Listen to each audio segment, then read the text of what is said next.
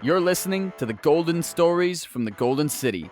I'm your host, Davis DeBoom, and I'm joined by my co-producer, Skylar Malenke, in the heart of Iowa, Iowa City, God's country. Quick side note. If you haven't already, make sure to go find us on social media. We have a Twitter account now that is, I will say, in the works. We're hoping to use it to push out information about the show. So if you like the show, you can help us out by giving us a follow. That is all.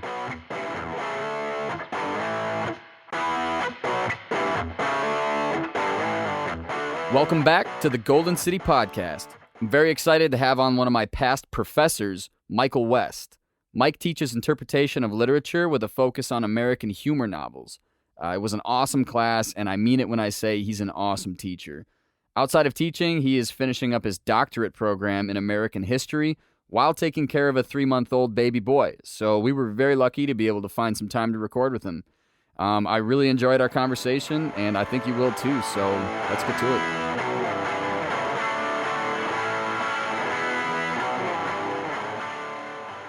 Well, thanks for coming. Yeah, thanks for having me on. Yeah, you are now going to be the oldest guest we've had so far by quite a large margin. Okay. But that was actually my intention, like I said. So I wanted to have on some people I knew, people that were kind of the same age as me, just to get the podcast going. But eventually I wanted to reach out to some older folk I knew, some professors, I don't know, anybody significant in the Iowa City area. So, but yeah. Well, how old are you? Just turned 21. Holy shit. Yeah. Okay. I thought you were like 23, 24. Nope. Wow. Okay. No, You got the military thing, which is going to make anybody seem a little bit more mature. You would think that.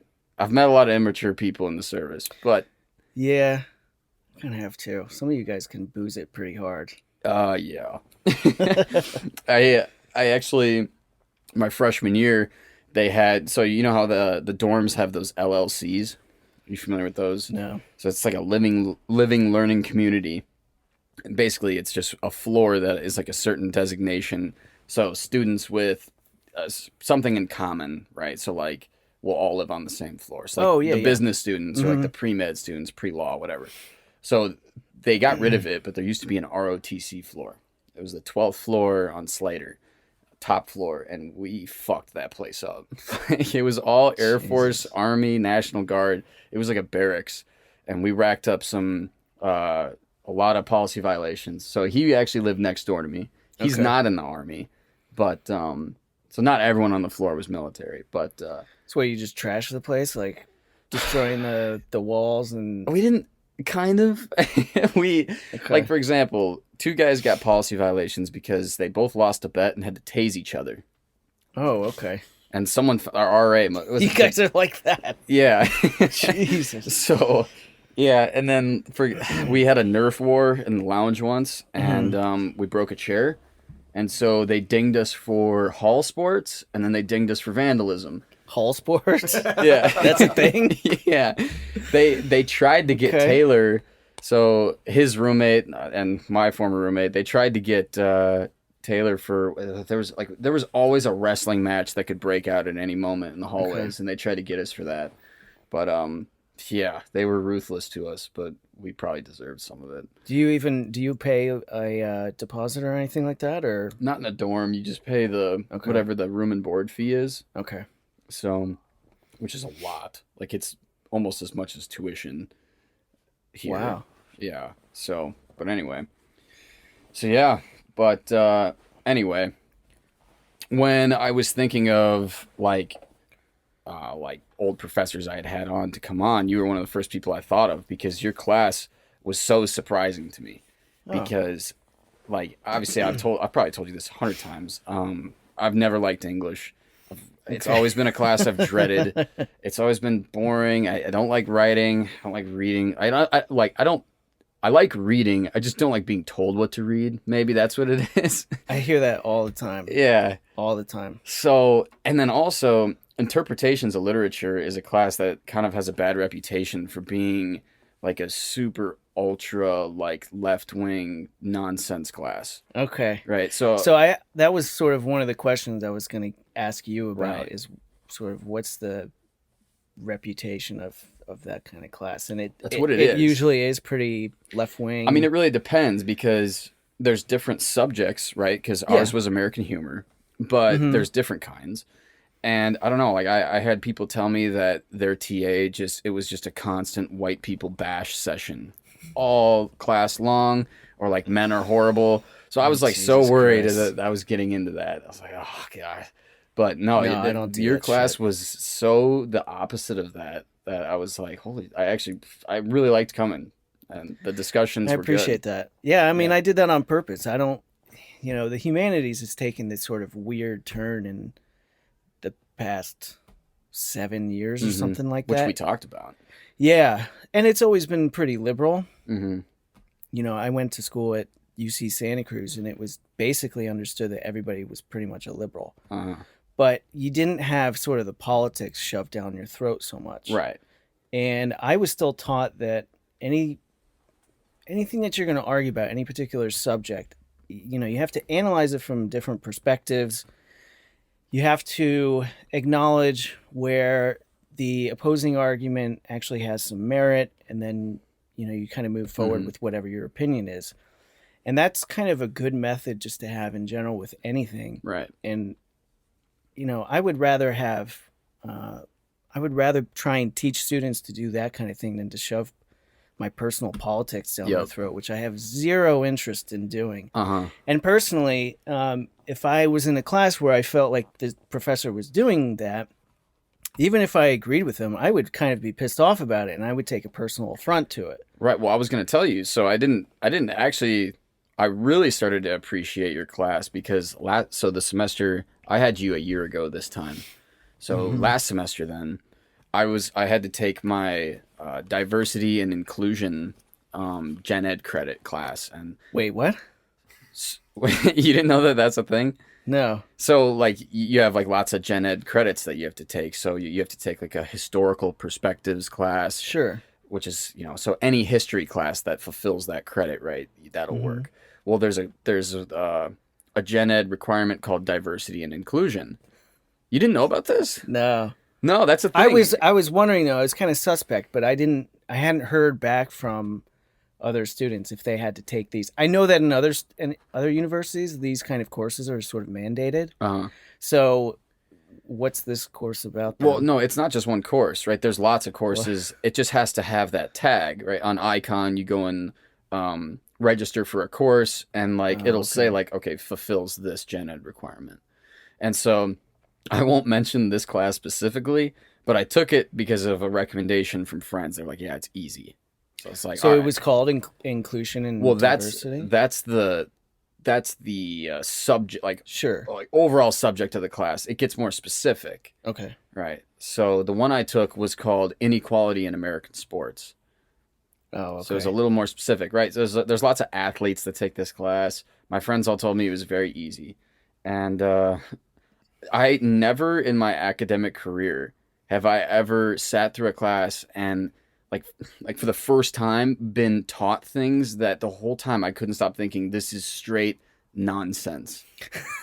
There is nothing factual that is happening in this course, and it's not a discussion, it's a lecture. They're just telling you like this is the material. And it was like they were speaking as if all this shit was fact, and it was like, oh, this is settled science now. Was it? Did they take questions or anything like that? It was No. just a straight. Anybody who ever opened their mouth in that class, it was like, it was just like they were just agreeing with whatever the professor was saying. Yeah, yeah. I'm so tired of that kind of stuff. I got really over it in graduate seminars. It got really frustrating because you would think in grad school you can talk about a subject in a bunch of different ways, but it ended up being really limiting because Yep. if you happened to challenge anything that you were reading, it would be this sort of uncomfortable silence after the fact, and then you would move on. It was like, well, wait, what the fuck just happened? I thought we were supposed to have an open mind and be able to express dissenting opinions. Exactly. Like we read this one thing one time, and it was so batshit insane, and it was sort of like a harbinger of, I guess, some things that come in humanities, and it was about whoever wrote it was like a essay or a book or something, but their main argument was that as educators, we should be teaching our students that words are violence. Really? So this is kind of a common thing now, right? You hear this with the SJW crowd, Well, that yeah, words are it's- violence.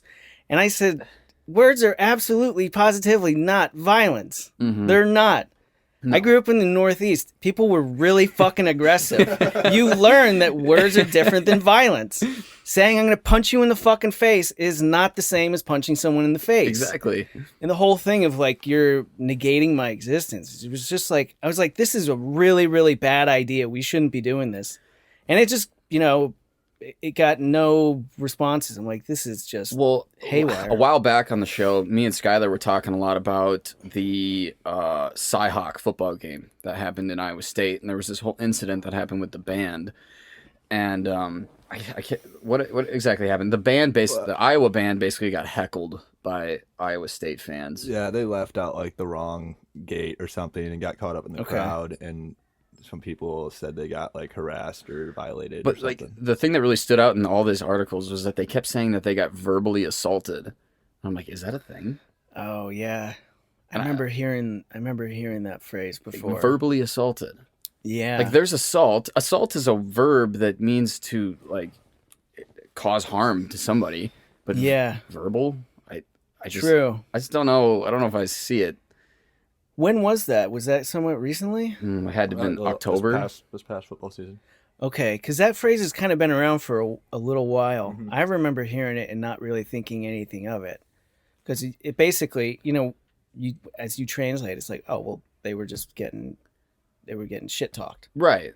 But yeah, I guess when you think about it that way, with the words of violence, verbal assault, it's Is that really a thing? nonsensical. Uh-huh. Yeah. Exactly. Okay, I see what you mean. So then back to this course, it must have been kind of weird. So two things. One is sports is typically kind of a conservative, or they're conservative institutions in general. Generally speaking, yeah. A lot of athletes are right wing. Or religious. I mean, Right. what's the main cliche anytime they shove a microphone into an athlete's Yep. face after they win something big is they thank God. Yep. It's historically it's been. That might be changing a little bit, especially with like all the Colin Kaepernick stuff. There's kind of, I don't know. Yeah. But then, you also have these top-down structures, and Yep. you have to respect authority and Right. defer to your older coaches and stuff like that. As opposed to the rest of the entertainment industry, sports has always been more right wing. I would say. That seems, Yeah. that seems fair. So then, but you're also you're going into it with your military background, Mhm. which I just assume kind of translates either being centrist or a little bit more conservative. The military is for the most part conservative. A large part of the military is also just apolitical. So there's a lot of people that just don't really care. But you'll find people from all over the political spectrum. I've never really seen the really far left philosophy from people. That really doesn't exist. It really only exists in, I remember, so this was right before Trump got elected. We got this brief about how there was a new program in the Army for transgender people. Yeah. Right. So you could go into the system and change your gender, but then they would require you to get the surgery. So you couldn't, in order to formally change your Wow. gender in the military, you have to have at least get the surgery or have it scheduled. Right. And I think because you're covered, essentially they'll pay for it. Yeah. Your surgery. But then not long after that is when Trump and James Mattis sort of came out with this push to sort of, there was kind of some anti-transgenderism in the military sentiment. I don't know if you remember that. It was in the news Yeah. when they were kind of like saying transgenders kind of don't, they were essentially saying that they don't belong. Like we're getting them out. And was kind of the message. They didn't quite say it that harshly, but so that changed, right? So I heard or I read somewhere that someone in the military was like trying to explain it a little bit more objectively, and you could still have your opinion based whatever. Yep. But he's sort of saying like when you're stationed out somewhere in the middle of nowhere Right. with certain people, a small group of people, you kind of need to be able to depend on their own stability. Right. So it's, if you have someone who's dealing with something like that, that's kind of a major thing. And if it's tied with serious depression, which it seems like it often is. Yeah. Uh-huh. He was kind of like, look, that's something that you may want to avoid. I think he then listed these other ways that people get denied from the military. Oh, there's people all get denied sorts. all the time. Yeah. I mean, if you're flat-footed or something. If you're overweight, Yeah. they'll check you out for being overweight. If you have, there's all sorts of things. If you have asthma, they might just not let you in. Yeah, you can kind of see. Yeah. See why. Yeah. But yeah. So I did have, I guess, a lot of that policy is a little over my head, but that was kind of the Trump admin's stance, was like, transgenders in the military, they might have like other issues going on, and that can compromise the integrity of the force. Right. Which of course the media probably just took it as the media was Trump outraged. Hates exactly. X group. Yeah. But so that was your inclusion and diversity course? Yeah. So that class covered a diversity and inclusion requirement for just general ed. And that's so weird that there's a requirement for that. My theory is that this class actually didn't have that much to do with sports. I didn't learn much about sports. Was it about power? We talked about everything that is in the social justice warrior playbook was taught about in this class. And it was like everything you thought it would be, and it's like, there were so many times I wanted to raise my hand and be like, well, what about this? Or, well, what, where's the proof of this? I don't know. Yeah. I just didn't, because it would just be, I don't want to put a target on my back. So this is kind of another thing that's frustrated me about the humanities. And I think how at times, I think it's just driving people away in general, and it's becoming authoritarian in nature. Mm-hmm. I don't know that that's the intention. I don't think that people necessarily have that intention. Right. But that seems to be the result, that people can't speak up and just disagree with something. They don't want that. Or ask questions. You could just ask questions. That's fine too, if you don't understand something. It seems like it's just it's not about open debate. It doesn't feel like they don't value debate. They don't value having an open discussion. They have their beliefs, and you're supposed to accept them. It's kind of I could see that as maybe its reputation. It's just a weird thing, and it's relatively new. Mm-hmm. It's not the humanities that I experienced. Yeah, it's only a few years old. So it's unfortunate. It's unfortunate because I think it's all of that kind of stuff is, it's just going to end up killing the humanities. It practically already is. Well, it's also alienating men. I mean, if you look at the statistics for universities, men are dropping out of college at alarming rates. And I think, if I'm not mistaken, less and less people, for me anyway, are taking English for a major. Mm-hmm. Because they're just like, this is too extreme. Well, yeah. And this is coming from someone who was educated in California. Uh-huh. And I'm going, what the hell is going on here? Like, what is this radical shit that we're reading? And you can't fucking ask questions? Exactly. Like, what? But that was what your whole class was about. We always discussed everything we talked about. And nobody was put down for, saying something that was against the grain or whatever. I would just try and get people to sort of accurately state their opinions. Mm-hmm. I don't judge people on their opinions, but sometimes it can take a minute to say what you really want to say in the way that you want to say it. Yep. Some people aren't very good at especially students, aren't very good at articulating themselves in a classroom setting. So they're not in that particular setting. It can be kind of weird sometimes. And if you feel like you have the spotlight on you, you just kind of rush out what you're saying or something. Yeah. I mean, I remember as an undergrad saying things that immediately after I said it, I was like, I wish I could take that back. It was so fucking stupid. But, that's all I really care about. And, I think another thing humanities gets really, really wrong is that you can't change people by beating them over the head. Mm-hmm. You just can't do it. It's difficult to change people as it is. Mm-hmm. But, the way to do it is not to shove this stuff down their throat. And the other thing is that I think that one of the things is that they portray their side of an argument as being objective truth. Right. And that's like the sticker. In this class, every time that they would sort of state something that was really ridiculous, like, for example, that race is a social construct. Race. Oh, yeah. Something that is actually biological. Yeah. Literally. It's a social construct. They'd say, based on recent research. And then they would just move on to the next slide. That, from what I understand, the race is a social construct is more of it's an older argument. And it kind of had its day. It made sense at the time when, back when racism and segregation were, I don't want to say that racism doesn't still exist, but when it was much really more prominent. of a problem. Yeah. We're talking early 20th century. Sure. Between the two wars, maybe right after it. That argument that race is a social construct does have some use for it. Uh-huh. Basically, it's just saying, look, we can change the way that we deal with this.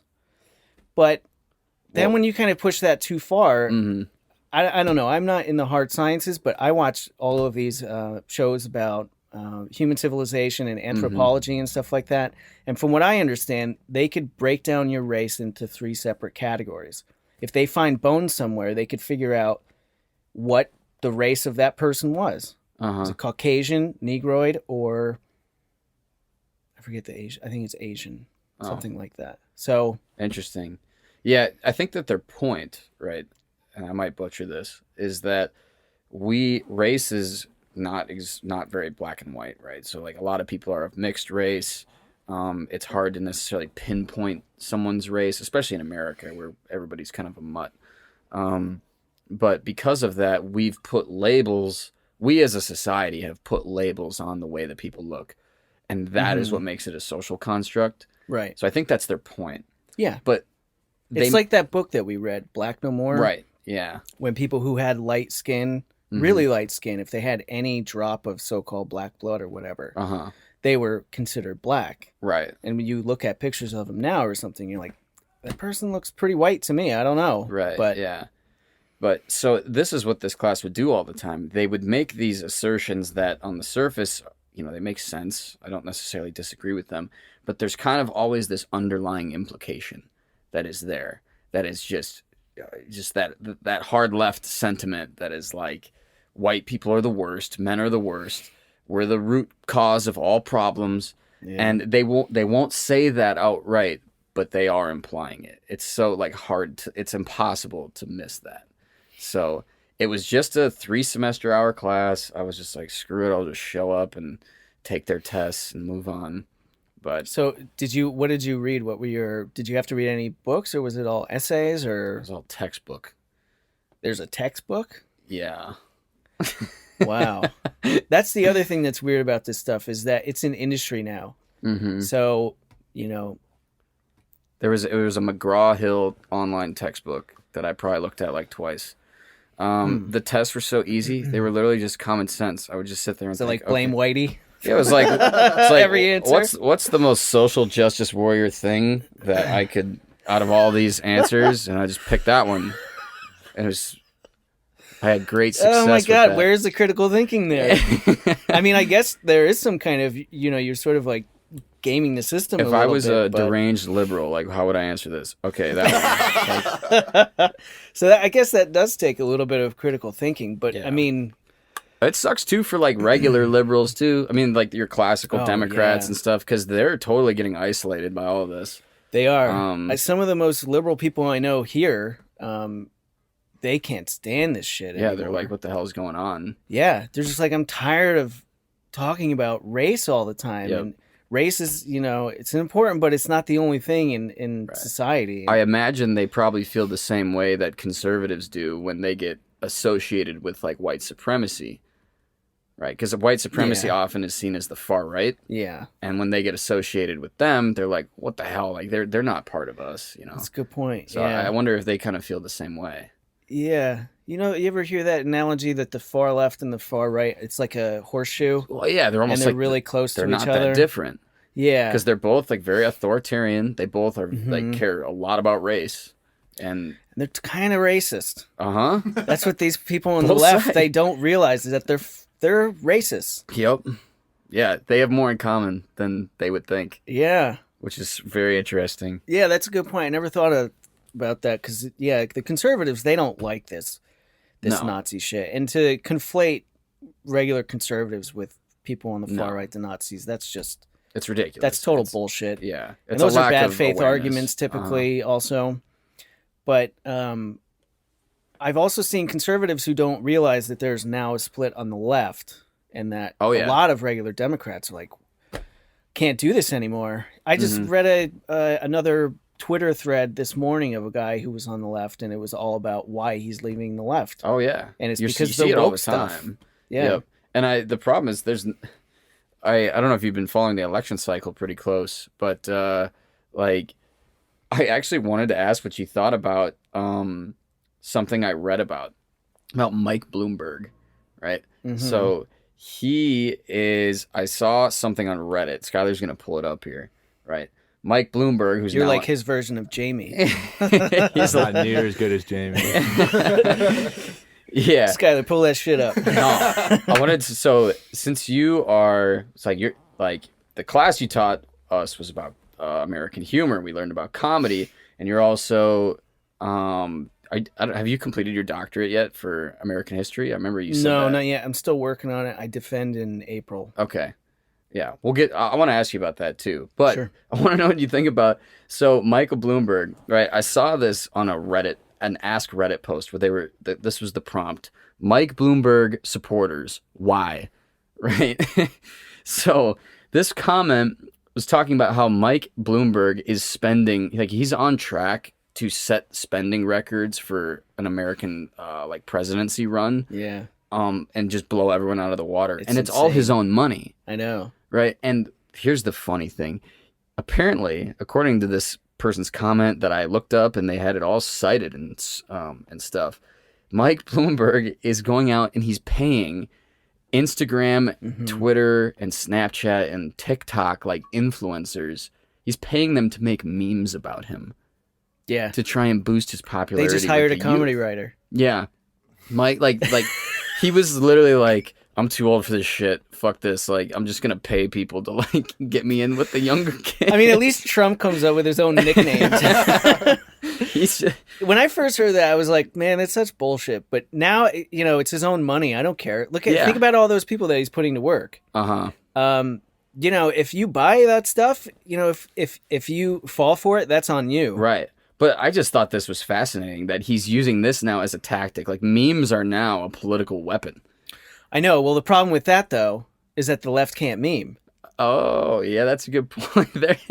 They can't do it. Well- They actually do. I mean, that's sort of a joke with conservatives on Yeah. Twitter. That the left can't meme Well, and I all think that it's kind just of because stuff. their sense of humor is just not there. It's because, well, there's two things, I think. One is that I don't think they realize the extent to which they're being hypocrites right now. Hmm. They're massive hypocrites, and it's staring them in the face, and they don't want to see it. Right. The other thing is that, and this is what I've heard different conservatives say, and I think that there's probably some truth to it, is that people on the left think that I'm sorry, let me start over. Conservatives think that liberals have bad ideas. Hmm. Liberals think that conservatives are bad people. Ah. And that's like a fundamental difference. Of course, that's not, straight across the board. Right. It's a generalization. Yeah. Yeah, but there seems to be a little bit of merit to it in their humor Uh-huh. just in the past several years where it's gotten way more antagonistic. Well, yeah, they've tried to destroy the comedy industry. I mean, They're certainly trying. there's so much that it's what do you mean with like Well, Louis or Aziz or anything Just like that? all sorts of those. Like, I think that there's kind of some pushback now, but for a while, right? if you hear any comedians talk on like talk shows or on the Rogan podcast, they'll all say like, the pressure is just ridiculous. The cancel culture. Oh, there was like huge hate when Dave Chappelle's new. Oh yeah, like Dave Chappelle had his joke about the Special. transgender community and the LGBT, and like and then you look at did you see the thing with the Rotten Tomatoes score? Oh, it was horrible. The critics, it was right. like The critics score 10% or something. horrid. The audience was like 95%. You see this everywhere. I mean, look at the new Star Wars movies. The Last Jedi, with the wokeness and stuff. The Last Jedi was like praised by critics for being like woke and progressive, and the critics or like the audience score was like abysmal. It was terrible. Yeah, it wasn't terrible just because of the wokeness stuff. It was also the just, wokeness crap didn't help. Right. I mean, that whole Divergent thing on the other planet was really stupid with the fucking horses or whatever. Oh yeah, don't even get me started on that movie. Yeah, so I think that's kind of part of it with their problem is that they just there's not a lightness about it. They're just they're so angry that it just kind of turns people off, They're going further and further. I mean, like they're doubling down on their theories. I mean, you're seeing every Democratic candidate trying to push themselves left in order to like, because it's like. Did you see that thing with Bill Maher? Did you see his monologue on? I don't think so. On politicians and wokeness. Maybe Dude, when you've lost Bill Maher, yeah, you need to fucking consider what you're doing. Yes, because he's as liberal as they come. Yeah, and now he's like fed up with this shit. He has like a 7-minute monologue where he talks about white people who are so ashamed of being white, right? And most of the people, kind of right, that are on the left that are like shouting to the hills about racism are white. It's not actually the. They're what it is that they're typically highly educated, middle class white people. That's what it is. That probably live in the inner city. Yeah, probably in gentrified neighborhoods. Mm-hmm. I mean, I haven't always been. I've been in grad school and university for a little while now, and all that kind of thing. But I've never really quite identified with it. I've always just kind of been a little bit of an outsider, and. I've traveled around, met different people. I've always worked. So, I've met a lot of different people in my life already. And well, yeah, you've been all over. I mean, you said you're originally from New Jersey. New Jersey. Yep. I lived in Boston, Colorado, Arizona, and then different parts of California. And all of the different people I've met, none of them, this shit would never work on them. No. They'd be like, what are you talking about? Yeah. I recently saw a guy he's like a CNN Democratic strategist, and he kind of did the same thing. One of the 12 that they have on their panels. Jesus. But he actually got up and was like, if we don't stop fucking around, like Trump's going to win. It's going to be a landslide victory. So when your top Democratic strategist is saying like was that Van Jones? I can't remember his name. Because even Van Jones is like, we're losing the plot here. This is getting ugly. Well, it's just a huge disconnect with like the American populace. They're pandering to a very small crowd. Yeah, that was another. I forget who wrote it. It may have been Bill Maher.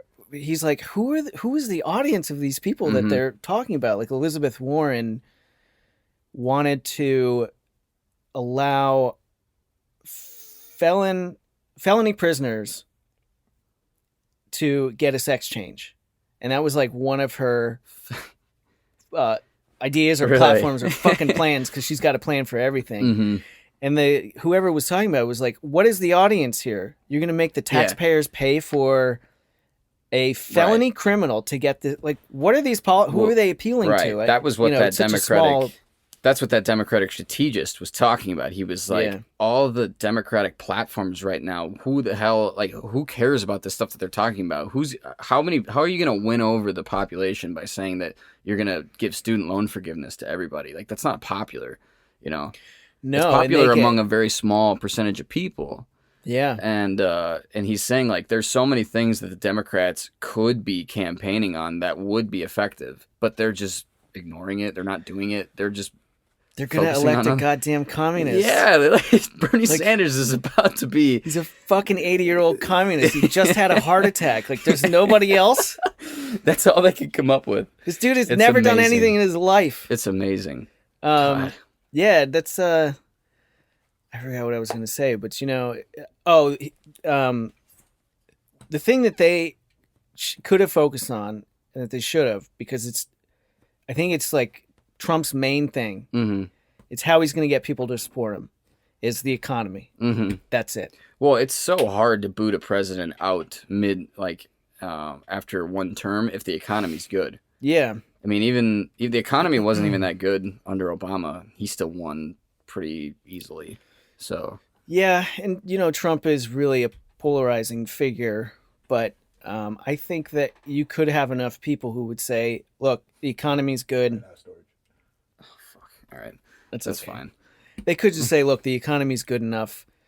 Don't like some of his stuff, but at the end of the day, my pension and my 401k means more to me than all this virtue signaling shit over here. So I'll go with that. Plus, the other person that you're going to nominate over here is a communist or a socialist, and they're going to destroy the economy if they can. Yep. It's a no-brainer. Yeah. It's so ridiculous. Clearly a disconnect there. Well, we talked about this quite a bit in your class. I told all my buddies that we studied South Park in our class. Oh, I was yeah. like, holy shit. I've never done that in my academic career. Studied South Park.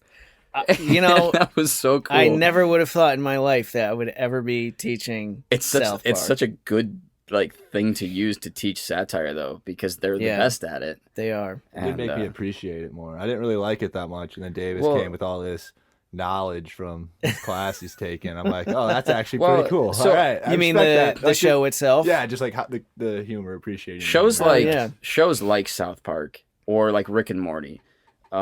These are types of shows where, like, if you sat down and watched it for the first time, you'd probably think it was just a bunch of dumb slapstick comedy. Mm-hmm. But if you really pay attention, it is actually really deeply philosophical, and there's a real message there, and it's clever.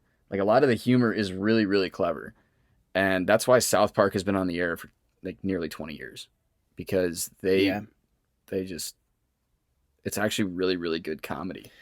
And South Park has this kind of weird thing where their episodes tend to end on a sweet note. It's kind of a nice little heartwarming thing to sort of take with you. Like, satirists don't have to do that. Mm-hmm. They don't have to offer any sort of solution. No, it's just about the criticism. Correct. It's just about the ridicule.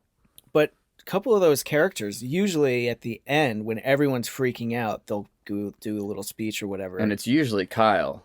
Yeah. Kyle's the righteous one of the group. He's the one he's gets made fun of for giving speeches and stuff. Yeah, it's funny because he gives his little spiel a lot of times. He's always the voice of reason, the righteous one, and then all the other characters shit on him for that. Stan's a little nicer, but not always that much. No.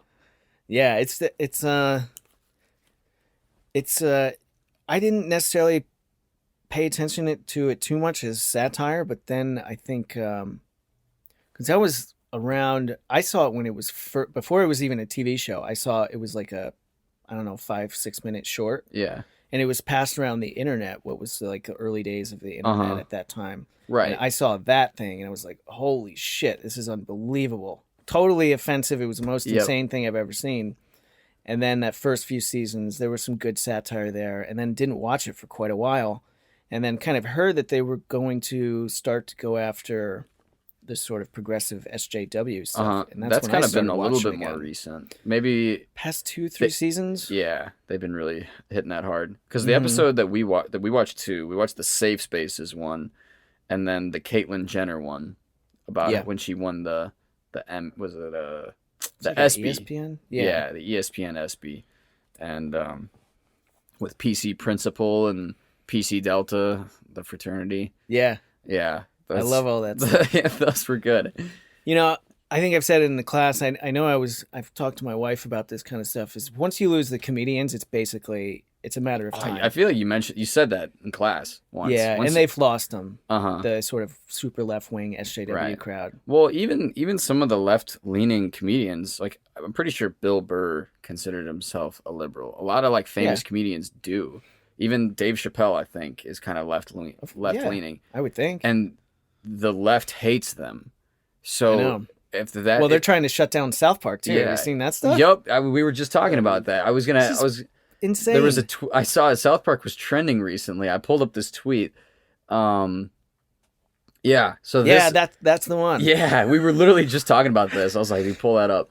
Yeah, in retrospect, it seems impossible to overstate the cultural damage done by South Park, the show that portrayed earnestness as the only sin and taught that mockery is the ultimate inoculation against all criticism. So those 2 points are false.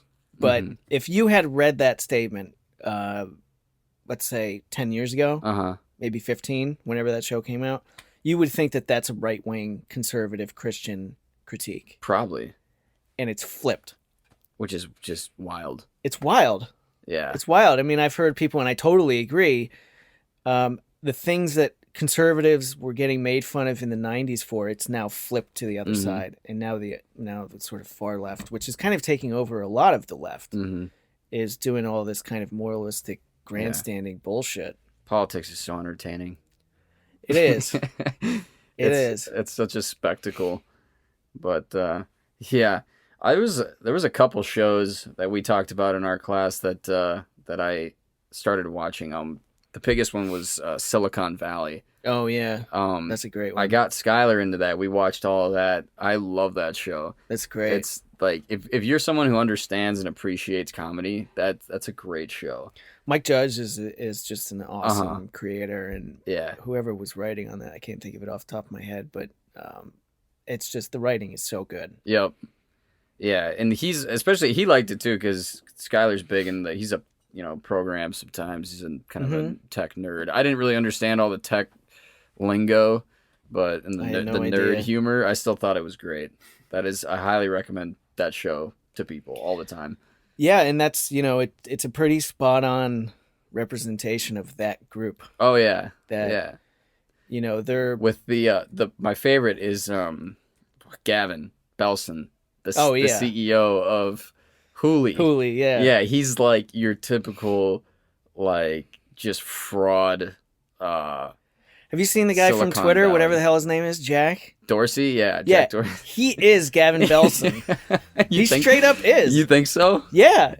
Yeah. Did you see that one? He had a Twitter post where he took a picture of his legs, and he's like, I'm in a cave in Madagascar, and I just got tore up by mosquitoes. I'm like, Gavin Belson, dude. Well, in the first episode of Silicon Valley, they show like pictures of Gavin on this big like screen in the halls of their corporate headquarters, and he's like holding like an African child. Yeah. Yeah.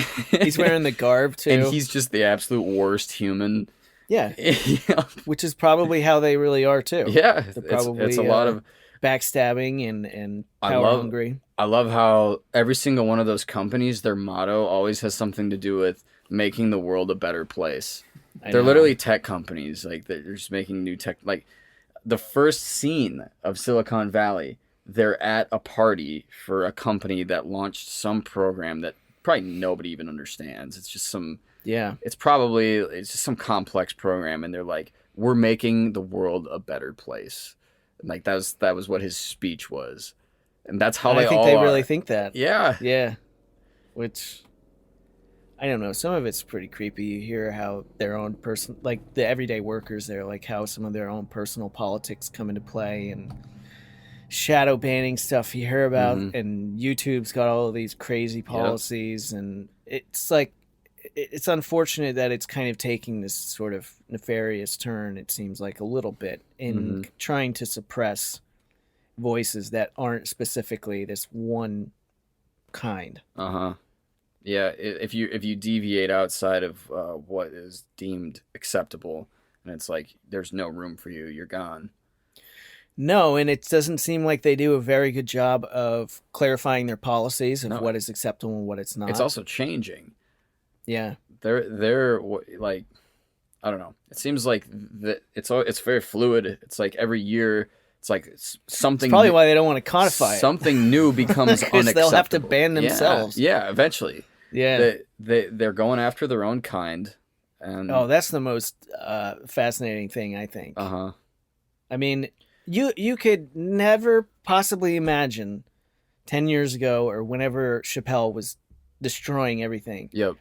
That people would go after him. Liberals would go after Dave Chappelle. You could never possibly imagine that. Louis C.K.? Exactly, yeah. I mean, I know his stuff was like a little bit, it was worse and stuff like that, but So I heard someone talk about Louis C.K. and what he did, and they said that their point was that a lot of those comedians that make it to that level, they're just weird people. Like a lot of those guys are just very strange. And Well, stand-up comedians are generally really strange people. Yeah, And they're dark as hell. You kind of have to be. Yeah. That's a lonely lifestyle. Uh-huh. That's a really lonely lifestyle. Yeah. Someone who's gotten to that level of comedy.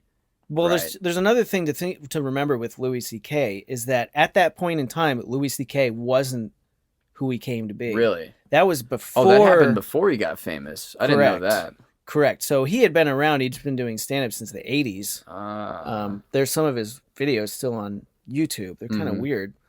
And that was, as I understand, I could be wrong, but as I understand, it was in the early 2000s. Mm-hmm. So he had a show on HBO called Lucky Louie. Jim Norton was on it. It wasn't that great. Jim Norton's a weird guy, too. Yeah. Yeah, he's awesome, though. Yeah, he's hilarious. But so that was early 2000s. That was before CK had... There was like 3 things that happened. Boom, boom, boom. mm-hmm. I remember one was the Conan O'Brien thing with the airplanes. It was hysterical. Another one was he kept asking Donald Rumsfeld on Opie and Anthony if he was a lizard. Yeah. And he wouldn't respond. So like he's definitely a lizard. I forgot what the third one was. But he was known in the sort of comedy world, but he hadn't reached that next level. When he did the thing where what did he do? He essentially was like jerking off in front of like an assistant or something? As I understand, it was like there was a comedy festival and he was hanging out and I don't know, just listening to different podcasts and stuff. Mm-hmm. It seemed like it wasn't just him doing this stuff with... I mean, he apparently was asking them if he could do it, or they were flirting or something like that. He would like ask them if he could. It's still really fucking weird. If he could just take his dick out in front of them. Yeah, and so he did it, and then started masturbating, and for some reason they didn't get up and leave the room, that kind of thing. Yeah, it's weird behavior. It did sound like weird behavior, but I don't know if he necessarily deserved getting completely just like raked over the coals by the media. Yeah, from what I heard, it was sort of like the comedy world. They kind of tried to portray him as Harvey Weinstein, right? Which he's not. But maybe it was the timing of it too. I mean, that was also when the Me Too and the cancel shit was just running rampant. It's kind of calmed down now. It has, but and I think part of that is because he tried to come back, and then they just continued bashing him. I think he apologized. He admitted to it. He went away for a little bit. And then it's like, well, what do you think that guy is going to do with the rest of his life? If you've seen any of his shit, if you listen to his shit, that's him. Like, he can't do anything else. Exactly. He's a little bit handy, I guess. He's, working with cars and shit like that. But Louis? He used to, or whatever, before he could sustain his lifestyle doing comedy. But that's what he does. He makes shows and he does stand-up comedy. So, at some point you got to let that guy off the mat and let him make a living. It was such a shame to see that, because his comedy is some of my favorite. Yeah. I think some of his bits are I always talk about my favorite. I think my favorite Louis C.K. bit is the one where he talks about, the bit is called Of Course But Maybe. Yeah. Where he talks about with the peanut allergies. The peanut kid? Yeah, and he's talking about his dark thoughts, and he's like, of course, kids with deadly nut allergies, like, we need to take care of them. We need to segregate their food. We need to, be aware of this stuff. But maybe, what does he say? He says, if touching a nut kills you, you're supposed to die. I mean, we all kind of have those sort of thoughts every once in a while, right? When you hear this stuff. Yeah, and then they get worse, right? And everybody's like, oh, and he's like, okay, you guys all clapped for the dead kids with nut allergies, right. So you know what? You're in this with me now. That's right. And metaphorically speaking, that's kind of like a good point, right? When he says like you clapped at that, so you're with me now. And who was it? I think it was Bill Burr that was maybe talking about this, and he said like, you don't get to cherry pick which jokes you find offensive. Like, you just laughed at the racist joke. You just laughed at the, the joke about, disabled people, but now you're upset about the sexist joke. It's like you're just cherry picking. Yeah, I like that argument too. Uh-huh. And that seems pretty common. You'll have a list of all of these pretty offensive things, and then they pick on one thing. Like, oh, I didn't like that one. Yeah. It was Ricky Gervais had a funny joke about this in one of his stand-up specials. He's like, people who do this, it's the equivalent of, when you're walking around like downtown Iowa City and you see a sign that says guitar lessons. Yep. And you say, I don't fucking want any. And you call the person up and you say, yeah, you were the one giving guitar lessons? Well, I don't fucking want any. You hang up on them. It's like, just let it go. Yeah. Just let it go. That's kind of what that is like, though, because comedians, that's their job. Yeah. So that'd be like calling up someone and being like, I don't fucking like what you do. What you should stop. There's going to be other things, though. Yeah. That's wild. Yeah, the Louis stuff is really weird, I got to say, because he was maybe the only comedian. I mean, Chappelle I kind of paid attention to a little bit because I used to listen to XM Radio, had a couple comedy stations or whatever. And Louis, when I first heard Louis, I did not like his stuff. I thought he was just not funny at all. I also thought he was black. I don't know if you guys are aware that before Louis got popular, there's a certain amount of people who thought he was black. Really? Yeah. I guess he's talked about it before. I don't know why. The first time I saw him was like a video format, so I guess I've never thought that. But it was when he started making fun of his kids. That's when he really started kicking it into gear. Okay. And I remember that being like, holy shit, this guy's unbelievable. And then it was just one thing after another, and then taken down, and they fucking protest in San Jose. They call the city of San Jose. They protested his show by saying he was making the city of San Jose an unsafe space. It's San Jose. The whole city. Yeah, the whole city, because Louis C.K. is going to tell his shit jokes. It's like, what the fuck is going on here? You gotta love the Bay Area. Mm-hmm. Is San Jose considered the Bay Area? It's close enough. I think so, yeah. Yeah. But I think so. Wow, that's such a shame. It's such a gorgeous place, but the people there are just so ass backwards. They're usually pretty nice. Well, yeah, I gotta imagine that the majority of the populace is fine. There's probably just like the very loud vocal minority that is is where we get our stereotypes of San Francisco from. Yeah, I would think so. And a lot of the stuff, it seems like it's in the media and it's in the universities. Mm-hmm. I don't know if I mentioned in that class, but there was a study done, I think 2 years ago, and about politically correct language, and they interviewed people from different racial and ethnic groups, and the overwhelming majority of each group doesn't like PC. Right. It's not popular. It's not, but the people who do like it and the people who do kind of promulgate this stuff are really powerful. They're in the media, they're in universities, so you hear about it way more. So what do you think their angle is? If the people, that's kind of a strange thing. Like, why are the people in power the ones propagating PC? Maybe because this is where I think you have to ask, what is their intention? It must be. I wonder if it's just profitable for some reason. That's sort of where my mind goes sometimes, but I don't think that they necessarily have bad intentions. Mm-hmm. So all of this stuff is basically an industry at this point. Yeah. And so it's going to be really difficult to remove a lot of these things from the university system. I don't think it's just going to be really, really difficult to do. And it's unfortunate because it could end up bringing the university down as we know it now. Well, I want to say, where did I heard this from somewhere, maybe on a podcast. But where universities got their credibility from was from the physical sciences. So that's kind of where universities became this sort of beacon of knowledge, was that the government started using universities as like they would consult with universities about matters on the physical sciences because this is what they were really good at it. And now today you have the social sciences that are sort of using the word science, I guess, to sort of lump themselves in with that group.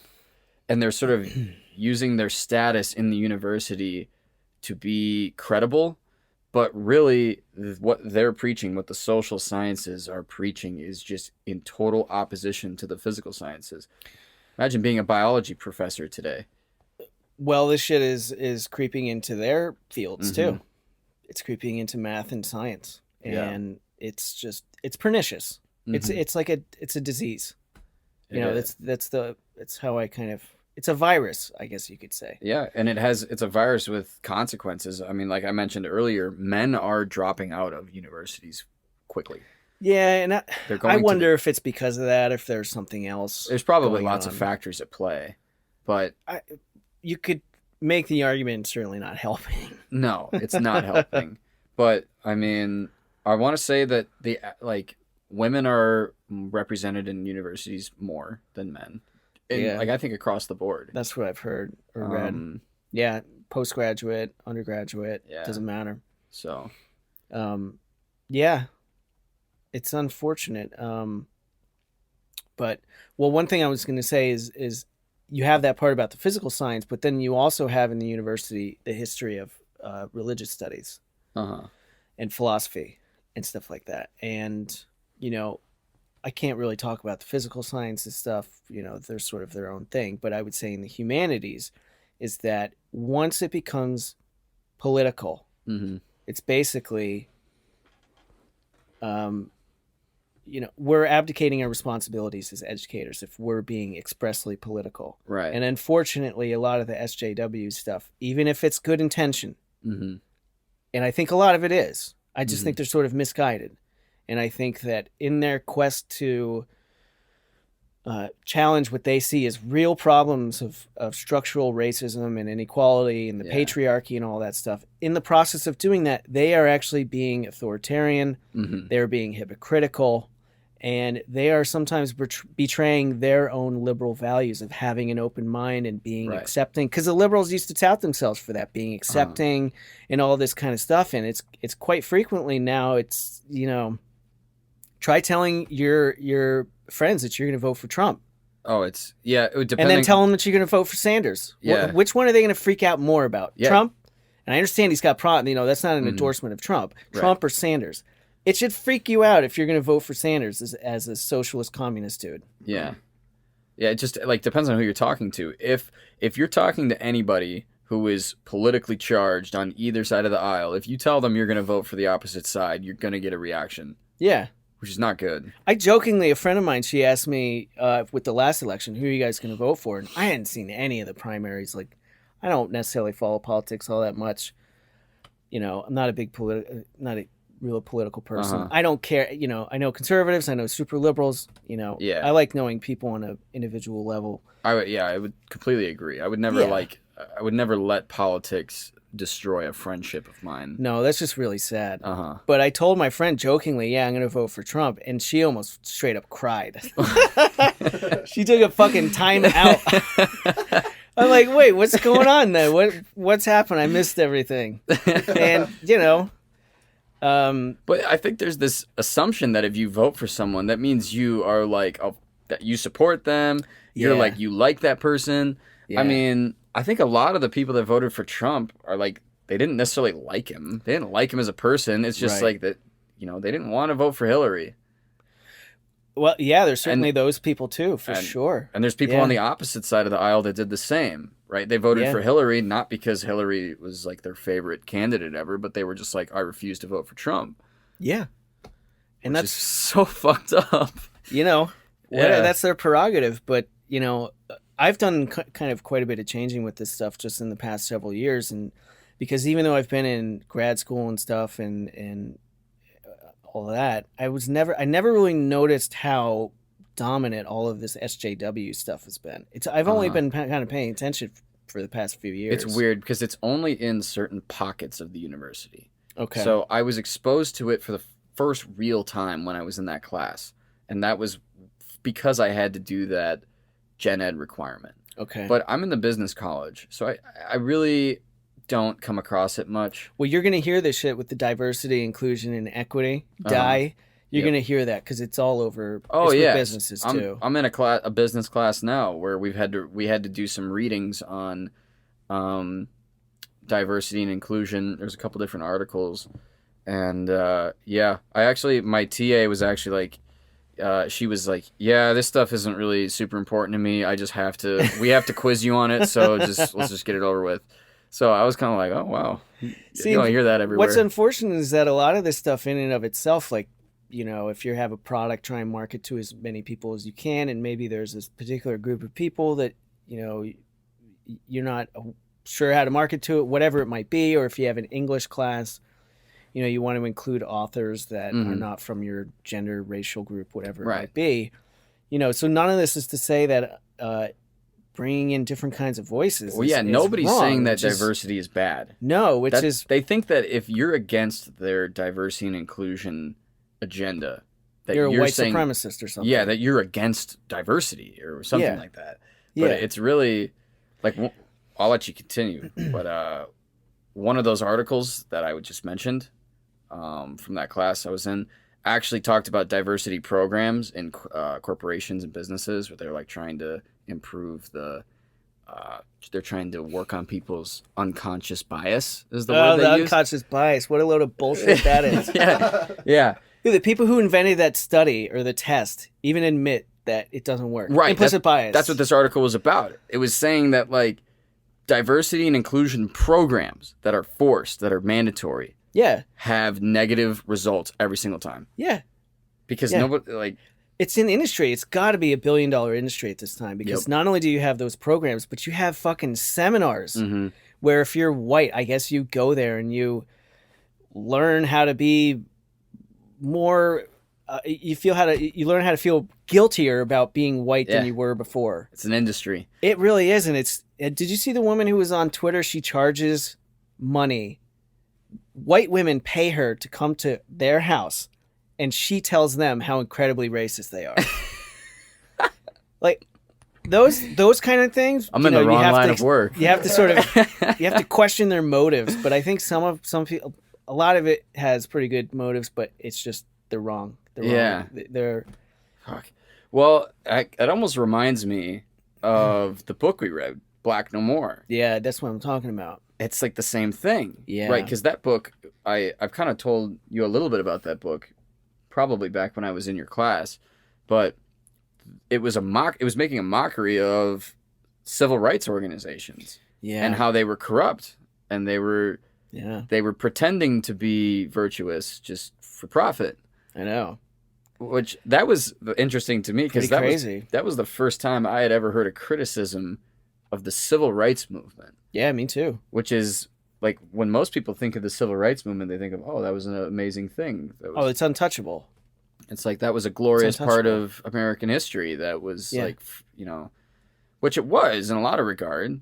But I've never heard a criticism of it. Yeah, he also critiqued MLK winning the Nobel Peace Prize. Really? Because he was kind of like, well, he didn't really change anything. Things are still pretty rough. That's a fair point, actually. If you look at, I think I've seen a statistic somewhere that after the Civil Rights Act, black unemployment, I think it went up. Okay. For a long time. Like the standard of living of black people. He was also against that too. Got worse after the Civil Rights Act, which. Oh, I don't know, because of the Great Society stuff. I'm not exactly sure. I'd have to go back and look at whatever the hell it is I'm talking about. But yeah, but the civil rights stuff in that book that opened my eyes into thinking, wow, okay, so there could be people who have who think that they're doing a moral good, or maybe everybody understands that what they're doing is morally righteous. Well, they have a vested interest in maintaining unequal relations, and I think unfortunately for a lot of these people. It's the same thing. Mm-hmm. If we achieve peak diversity, inclusion, and equity, whatever that means, do you think that a lot of these people who make money off this stuff are just going to go away and say, did it, solved it? So, no. Like the organization in the book it's a caricaturization of like the NAACP and other groups like that.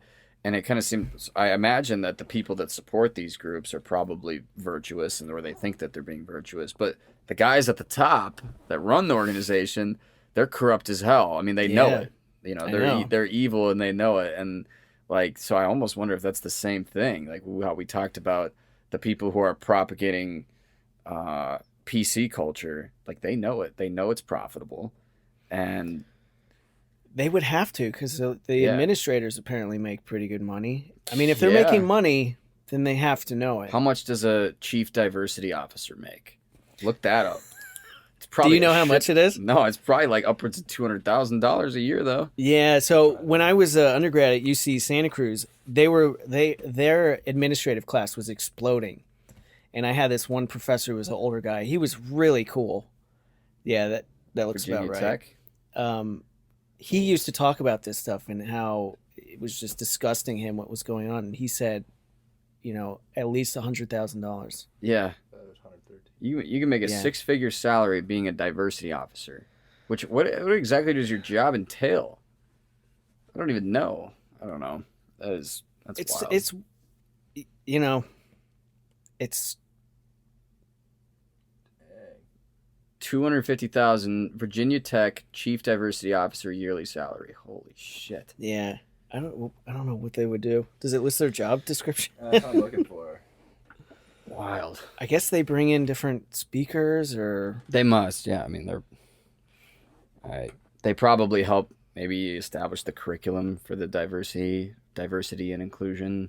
So what's the general kind of feeling for maybe just the people or maybe in the class of these kinds of classes? I knew people in the class. So I think that everyone was either not interested in the class, like they were just there for the grade, or they thought it was bullshit. There was probably a very small minority of students who actually was like eating the class up, right? Okay. So, and usually they were the vocal ones. So the ones that would raise their hands and be like, yeah, I once experienced this. It's like, like they weren't picked for a team because they think whatever. Yeah, maybe they had some sort of bullshit story about how they were oppressed. Probably. Taylor is Taylor taking that class right now? Yes, he's in it right now. My roommate's in it right now, and he was telling me that he had to write like a paragraph on how he was discriminated against in sports. No. And I was like, this man is an athletic white male. He is the last person getting discriminated against in sports. Right. Well, he's the one doing the discriminating. I remember. Yeah, I remember seeing that. It was Wait, that was the assignment? It was a time. Well, so every time we had discussion, we would have like these submissions we'd have to do. There was like a prompt or something, and I know which one he's talking about. I think it was like, describe a time that you were discriminated against or you witnessed discrimination. So I talked about how I played hockey in Minnesota, which is a predominantly like white sport, right? But I had a couple players on my hockey team growing up that were Chinese, right? So they were born in America, but their parents were Chinese. Sure. And both outstanding hockey players. But every once in a while, maybe once a season or so, we'd come across a team where like there'd be some like racist banter from the other team. Okay. Right? For like, because Jesse and Chris, my teammates, are Chinese. But so that was what I wrote. But neither of them probably gave a shit. I mean, it was like Jesse, the one that was my age, like he was their best player. So he never talked shit back. He would just go pump a few goals in. And it's usually how you kind of respond. Yeah. That's the best way to respond, is to shove it down their throat. His younger brother Chris, though, it would piss him off. He'd go like take someone's head off. Like that's a weird sport to kind of trash talk that much with, because the other person has a stick. Yeah. It's not like basketball where you have your fist or something. Like, they've got a fucking stick weapon. And they've got armor on. Yeah. And they've got fucking knives on their feet too. Yeah. I guess, I think you got to be kind of crazy anyway to play hockey, but you don't choose to play hockey. Oh. Hockey chooses you. I mean, it sounds so dumb, but like your parents, like if you want to play it at the high school level or beyond, right, you have to start at an extremely young age, right? Oh, okay. Which means that your parents have to be hockey fans and they have to have the intention of putting you in, right? So like every kid I know started skating when they were 2 or 3 years old. Jeez. So you don't get to pick, right? Okay. So that's not like, when you said that, I thought there was like this, hockey chooses you kind of thing.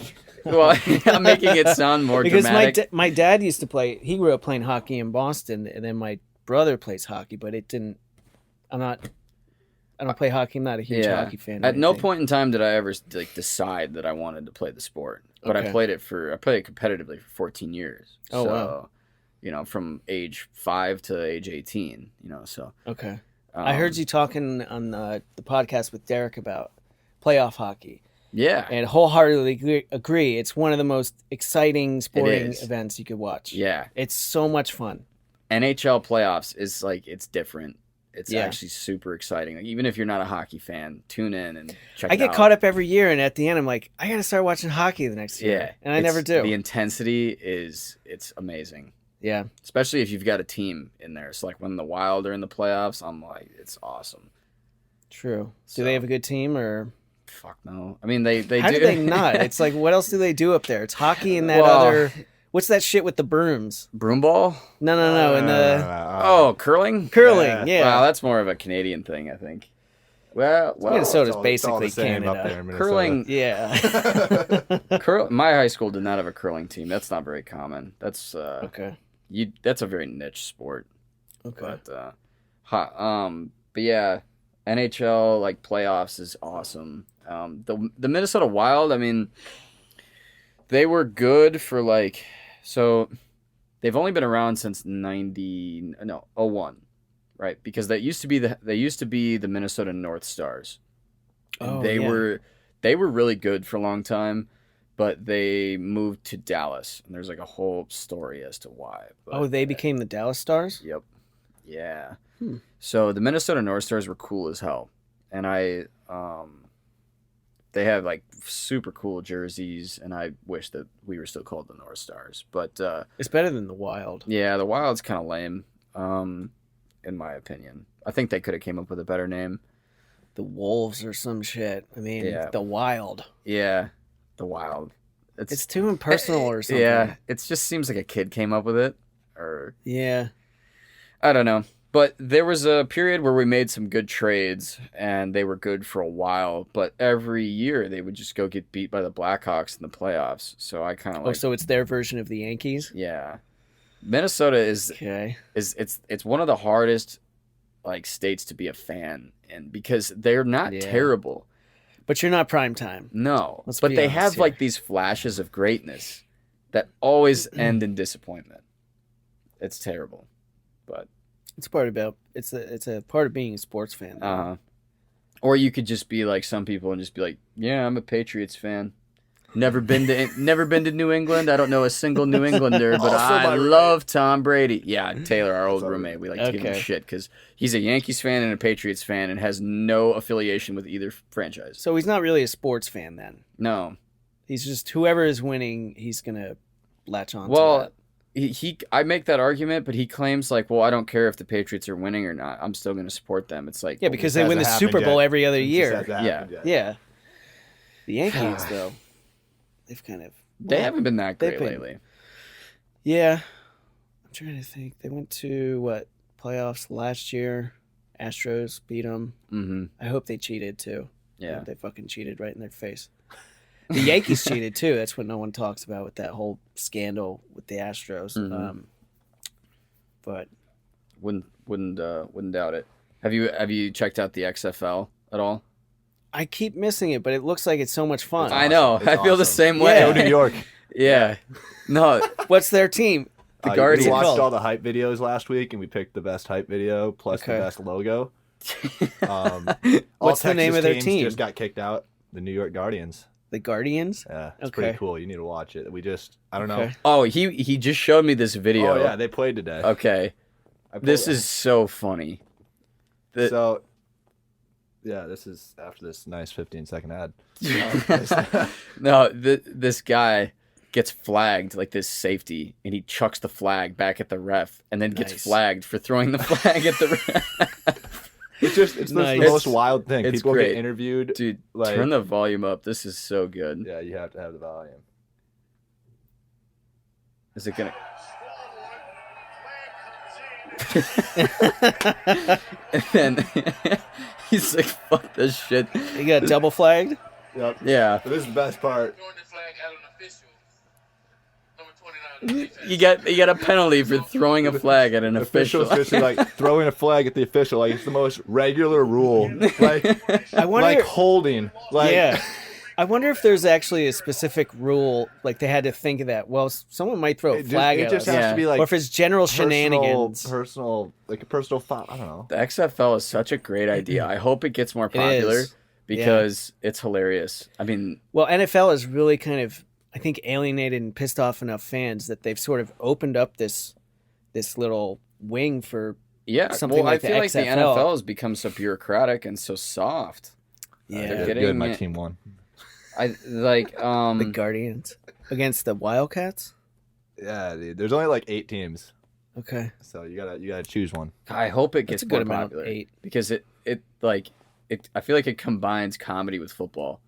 Oh, it honestly reminds me of the Happy Gilmore version of football. Oh, nice. Yeah, So like you look in the crowd and it's like just the most ridiculous thing you've ever seen. And I then, saw the cup snake that they had. Yeah, last it's week. just so funny. Like anything goes at these games, and it's the funniest thing. It's a perfect time of the year too, because Yeah, there's at least for nothing me, happening. like once football ends, I'm mostly just a baseball fan, but that sort of like month or two once like window. basketball ends, once college basketball ends, then I'm done.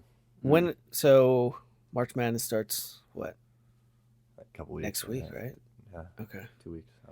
Yeah, and then when they're chugging beers at the end, after the game and stuff like Yeah. that, that's just good fun. Yep. And then you were saying how like the reporters will just go up to the players randomly for an interview, like during the game, during the during the game. play. Game. Yeah, Head Yeah. coach, they'll have like the offensive coordinator mic'd up and like live streaming like the play calls and everything, and I'm like, this would never go in like the NFL. no, Yeah. But No. I'm excited for it. I'm all in. I hope Minnesota gets a team. I can see them getting I'll a support team. them. Really is a cool city. Yeah, it's a really big is. area. It's about 1 million people or so, Okay. I think. Is that included with St. Paul or? I don't know. I'd have to look that up. But yeah. Pretty cool. Yeah. Pretty funny. But yeah. Anyway. So, what else? Did we exhaust all of the All of stuff the about the political university discussion. shit, the political shit? Yeah, hopefully the university doesn't take a listen to this episode. They're gonna The university in general. Hopefully the university does not hear. get... Who knows? They may have people that have to listen to the whole thing and flag everything. Well, technically, we're not affiliated with the university at all. So What university? I don't even know what you're talking yeah, about. what are you talking? No, I don't know. Yeah, it's a weird thing. It's I think about it a lot because I've been in school for quite a while wanting to become a teacher, and then now it's hit this weird thing where I'm like, I don't think I want to do this. I don't think I want to be involved in this stuff anymore. Mhm. I'm not really in there like it's sort of like a circle. Yeah. Well, is being a TA, is that like par for the course for your doctorate program? Like, does everybody do that? Is it required? No, not everybody does that the same way. There's kind of different levels. So it depends on the contract that you get. The contract that I have is that I teach and then I do coursework and stuff like that too. Some of my friends are TAs where they lead the section. So you have a lecture and then they lead individual sections. Okay. Which I would Right. never want to do. No.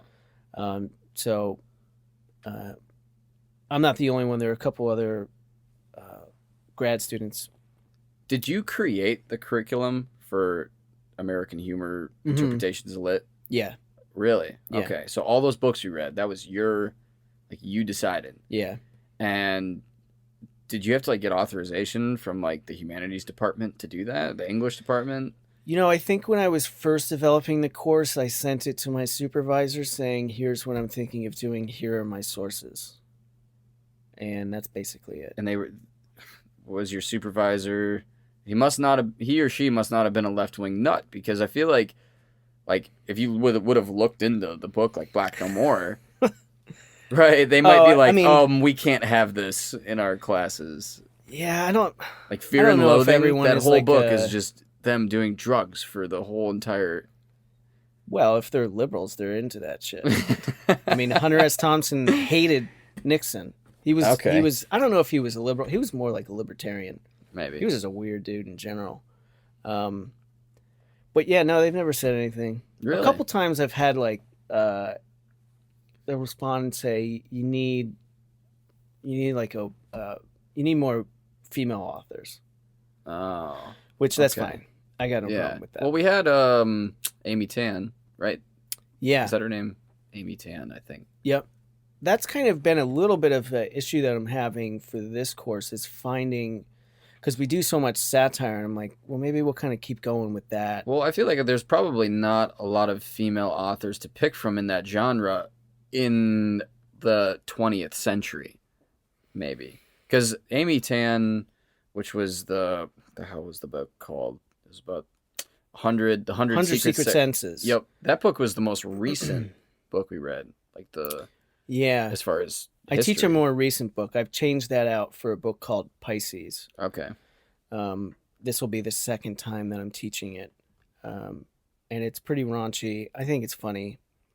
But yeah, it's kind of a thing. I've had a struggle with it. I've read Yep. so many, or at least the beginning of a Mhm. lot of different kinds of books from female humorists. Yeah. You know, I just look them up yeah. online, and it's like, I feel like female humorists have kind of become more prominent in recent years. So, like, probably in the last 2 decades. well, Maybe they not. tend to work in a different medium. They tend to work in television. Okay. They're really, they do a really, really good job of writing for TV, writing for movies. Right. So Kristen Wiig would be one. I think Maya Rudolph is another. Mm-hmm. But not so much Melissa on the McCarthy. But not so much on the novel side. I haven't really been well. There's 2 separate kind of categories. One would be there are some, but they're more. I don't know sure how to describe it. It's too. I don't think it's difficult enough. I would Okay. feel kind of weird assigning it. I don't think it's difficult enough. Okay. Some of it's funny, but it's not. It's not thought provoking enough, or it doesn't. It, Because every book we read, it always came back to the theories of humor that we learned about in the beginning of the class, which was the yeah, incongruent theory and the superiority. superiority theory. Yeah. We always tried to tie it back to that somehow. So yeah, it would be like I couldn't find the connection there, or what's sort of become really popular seems to be like memoirs or autobiographies. Okay. So Mindy Collins was one, from The Office that I considered Mhm. teaching, but I couldn't quite figure out how to make it work. So Sure. All right. it's a fair. How much do you have left to your doctorate program? Not very much. So I'll defend. I have to submit my dissertation on March 30th. Okay. So that's coming up. Yeah, and up until this week, I was doing daddy daycare for my 3-month-old son Uh-huh. every day during the week and losing my fucking mind because I love him to death. He is so cool, but when you're trying to you're trying to teach and trying to finish the project, it's borderline impossible. So we kind of got hooked up, thankfully, with a local woman who does in-house daycare. Sure. So I'll do that 3 times a week, and that'll probably give me enough time All right. to go through because I've already got a good start. What does your wife do? I feel like you told us this, but I don't remember. She teaches. Okay. She teaches 3rd grade. All right. Yeah. In Iowa City. Yeah. Cool. She teaches locally. So what's your plan after you finish your doctorate? We're actually moving to Phoenix this summer. Ah, okay. Yeah. So still not really sure yet. I applied to several teaching jobs out there All right. in their community college system. Okay. I think that might be potentially a better route. for Is that me. where you see yourself going as a professor? I would like to. Okay. Yeah. Either that or the United States is calling. Do you guys get this? It's just straight up the United States.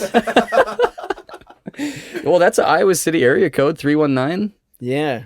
I would answer it. Do you guys ever get those never those did. prank calls where they're like, you haven't paid your taxes in Oh, 10 yeah, years. like, You're yeah. fucked. We're coming No, for you." yeah, like Like, I've gotten what? those calls that say like the IRS is looking into you, like Yes. you're under investigation.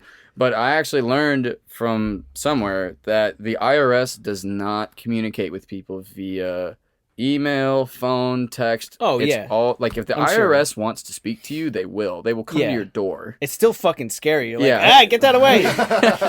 It's like Put that out of my mind. I'm on trial for fraud, apparently, or Yeah. not paying my taxes. No, if the IRS wants a word with you, they will get it. yeah, and they're they'll not make going to robocall you. No, they won't. Yeah. I always get like your vehicle warranty. Oh, yeah, I get those every Um, week. They send out That's like the big voicemails thing for now. them? It's like yeah, your vehicle's last, extended warranty. Oh, Your okay. last chance to extend your vehicle. Oh, I got one of those, yeah. Sometimes it's a robot, but sometimes it's a real person. Yeah. And so this is what I do. And they're like, your vehicle is like extended warranty. So I asked them, I'm like, okay, which vehicle? And they're like, well, it's your most recently purchased vehicle. And like I had just actually bought a truck, and I was like, okay, well, what's the make and model of the vehicle? And the guy was like, Wow. it's your one you just recently purchased. I'm like, okay, Yeah, Makes have you a nice wonder day. lot of why do cars. people do that shit? I don't know. All they, the energy that they put in to try and rip people off. they could must just- get a couple dummies Yeah. to It's make got to it pay work. off somewhere. Probably like a pyramid scheme type of thing. Yeah, I don't know. that sucks. But, But yeah, anyway, But everything's going all right with the kid at home. everything's Besides great. Yeah. getting swamped in work and Yeah, the last few days, when I was home with him, I'm like, I'm not even going to try and get anything done. I'm just going to hang out with him, and it went way better. what's his So, name? Tommy. Okay. Yeah, he is awesome, super cute. There's a picture of him right here. I don't know if you can see him. Oh, nice. He's a 3-month-old. Yep, All right. yep. He was born November 7th, Very cool. and he's good. He already knows how to hold his head up. He can grab things. I didn't really notice this because I don't hang out with small children because most of my kids don't really have them or just have had them recently. But Uh-huh. we have to learn fucking everything from scratch. Everything. When we're born, basically the only thing that we know how to do is suck a nipple and shit and piss and cry and sleep. That's it. That's literally it. We can't hold our Yeah. own head up, our heads up. So he's got You got to learn that shit.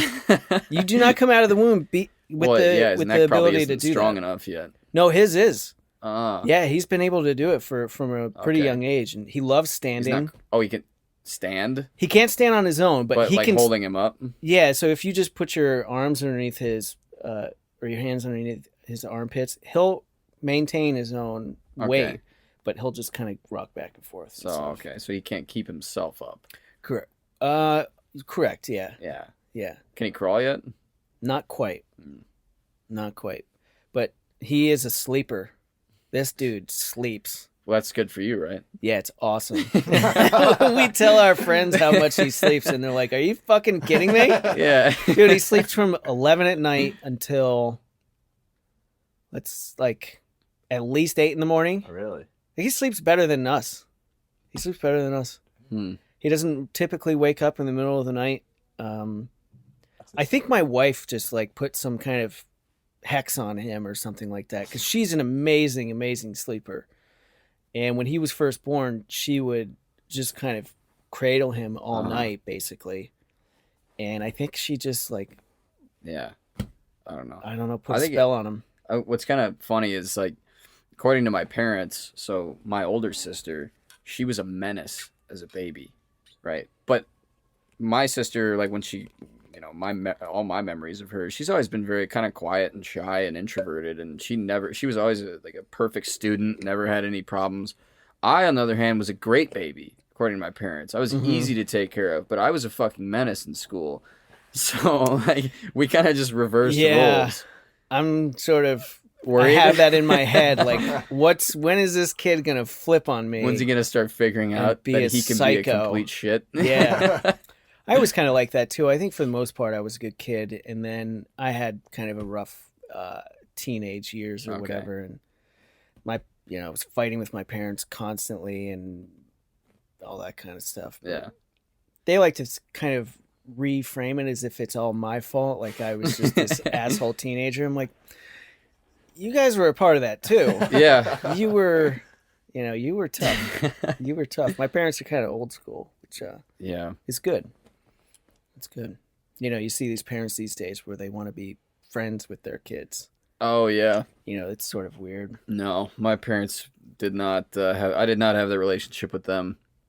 I would say I do now, but that's kind of the way it's supposed to be. Yeah. Once you get older, you start to know your parents as people Yep. and individuals, and you can kind of be friends with them. And Yeah. Once I started drinking with my dad, that was kind of the. that's what I was going to say. It's usually that. Yeah. Yeah. That was kind of where he's not really my parent anymore. But my mom still does like to act like my parent. When I go home, she will order me around and and act like my mother. But Okay. she'll probably never stop doing that. So. Yeah, I would say at least give her several more years. Yep. You're still kind of a pup at 21. Uh-huh. So yeah. how long have you been in the military then? So I joined when I was 17.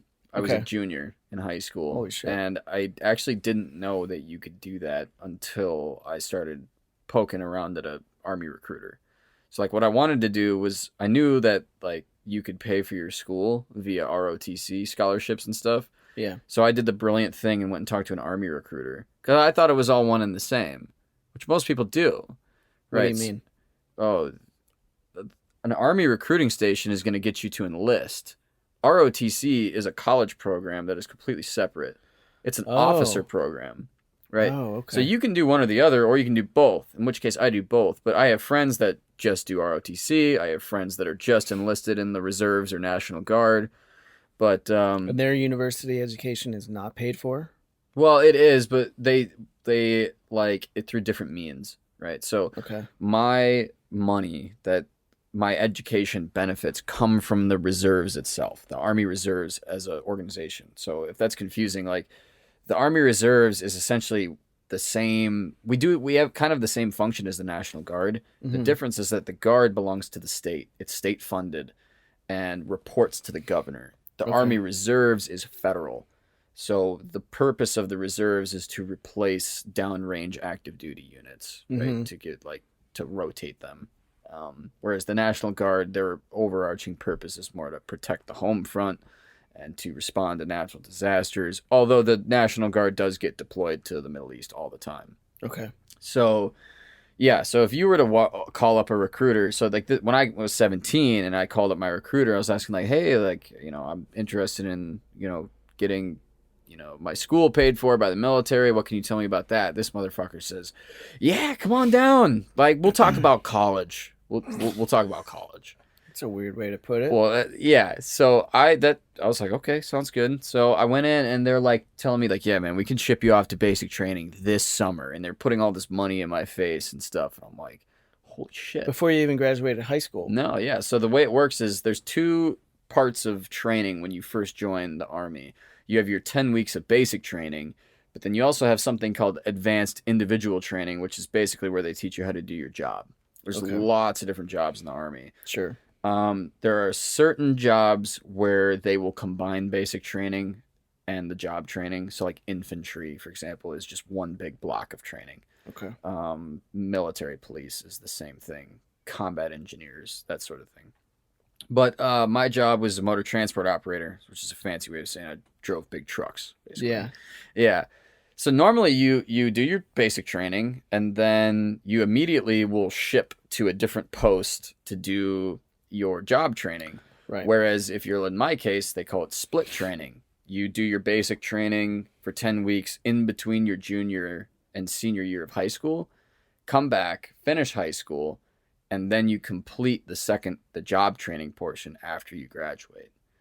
Wow. And the reason why they did that was so that way kids can join the reserves and the Guard and they wouldn't miss any college, right? So that way they could go straight from high school to college and just do their training in the summer. Now, granted, I ended up missing my first semester anyway, but that was more of a clerical error. The idea is that you don't actually miss out on any school years. Okay. So that's the way that a lot of my friends have done it that way. So then you do those two things in the summer, and then you go right to university, unless you have Yep. a clerical error. And then when do you continue doing training while Yeah, you're in? so once you're done with training, then you get put into a company, right? So a company is kind of like your home. Mhm. Like if I ran into a soldier on the street, and the first thing I'd ask him is probably like, what company are you with? Yeah. So I'm with the 411th Engineer Company out of Cedar Rapids, and we're an engineering company. So, yeah, that's kind of you do your one weekend a month, and when I went in, went in as a private. The last rank I held as an enlisted person was specialist. Okay. So if you are an enlisted person, right, the highest rank you'll ever get to is sergeant major. So you'll go to specialist. After specialist, I would have hit sergeant, and then staff sergeant, sergeant first class. And if I would have stayed in the Army, I would have kept going. And, 30 years later, I would have made sergeant major. But ROTC is a program that puts you on a path to become an officer, which is a whole different like classification of ranks. Okay. And you have a whole different function. And that's what you're in now? Yes. Still? So you can do both. Yeah. And do you want to be an officer, or Yes. you want to? Yeah. Oh, you're going to stay. Right. So when I finish college, I'll finish ROTC. I'll be a lieutenant. Holy shit! Yeah. It's one of the methods of becoming an officer. The other way is to go through the military academy. Mm-hmm. So like the Army college. And then there's also a thing called officer candidate school, which is for people who have already completed a degree. Oh, right. Yeah. And then they can just go through a little officer course. So what was your motivation to do this? Like, was your dad in the Army? No, my family really doesn't have a big military history. My dad is a big like history buff. Like, so I kind of grew up watching like the History Channel with him, and he's like a big like aficionado. Back when they actually showed history programs. programs. Instead of whatever the hell they show now. The fucking... They go look around in other people's barns and shit. What is that show? That's American Pickers. Yeah, that one. Oh, you better be careful ripping on that show. That those guys are based out of Davenport. I know. Yeah. Yeah. No, I Yeah. don't mind that show, but it's like, come on now. It's on all the time. Yep. But yeah, no, I didn't have I had like my dad was a big military aficionado, but was never in himself. Okay. So I knew that there were methods of paying for your education. Mm-hmm. And my motivation was kind of that I didn't really want my dad to pay for my school. Our family's kind of had like a long history of financial struggle. I wasn't ever like impoverished, but it was like we were always struggling to sort of, I didn't see how much we were struggling. Let's put it that way. So I, growing up, was fine, but my parents kind of kept it hidden how much on the edge we were. Yeah. But he's doing really well. When it came time for me to go to college, which I wasn't going to do because I hated school so much. Mhm. Ironically enough, because I've been in it forever, and I want to make a profession out of it. But yeah, my parents were like, "We can't pay for you to go to college, but you're going to get a job and you're going to go and you're going to pay for it." I'm like, no, I don't think I'm going to do that. But no, my dad would have tried, and he definitely would have tried. I didn't want him to because I felt like my parents had done enough for me. So I was like, all right, the military will be good for me in more ways than one. And then also, like, my dad was also really anti-debt, right? Oh, okay. So he was kind of like that sort of anti-debt sentiment kind of stuck with me and was like, dude, if you can stay out of debt, like, just do it. Like, you'll graduate with your degree and, like, you'll be ahead of the game having no college debt. yeah. So I really like that idea. And so 4 years later, now I'm here. So what year are you? I'm a junior. Okay. So, Okay. yeah. Have you been deployed anywhere, or is that not like part of the No. program right now? So a traditional deployment is about 9 months to a year. I was supposed to be deployed when I was a freshman, and there was a whole debacle about that. I was supposed to go to Kuwait, and then I was with a transportation company, so the idea was we were going to ship goods into Syria, mostly fuel. This was when ISIS was still around. Mm-hmm. Yeah, I don't think that deployment ever ended up happening. I transferred out of that company. I was able to. Once Okay. you become a cadet in an ROTC program, you're now locked into an officer path. And so what that okay. does is it makes you non-deployable, right? Because the idea is like they don't want to deploy people who are going to become officers because that's just going to throw them off. That's going to put them back like a year and a half, and they may not even want to return to that officer program. Sure. So it's kind of like they want to protect their investment. You're like an investment to them. So Of course, yeah. yeah, so that didn't end up happening. But I have gone out of the country before. I went to Guatemala for a month, so that was super cool. Yeah, that sounds right. I think Yep. I remember you saying something like that. Yeah, that would have been. So I went to Guatemala like right after your class. Oh, yeah. So Okay. that was And what were you doing there? a program for cadets. There's an ROTC program that doesn't actually exist anymore because they cut the funding for it, which really sucks because that program was super cool. and it was actually I actually really like agree with the purpose of the program. It was called CULP, the Cultural Understanding and Leadership Program. You apply for it in like January, February, and then if you are chosen, they send these 30-man-ish teams of American cadets all around the country, or all around the world, sorry, with other countries that have like decent relationships with the U.S. Okay. And the details of whatever you do there varies, but generally speaking, you would go to their military academy, right?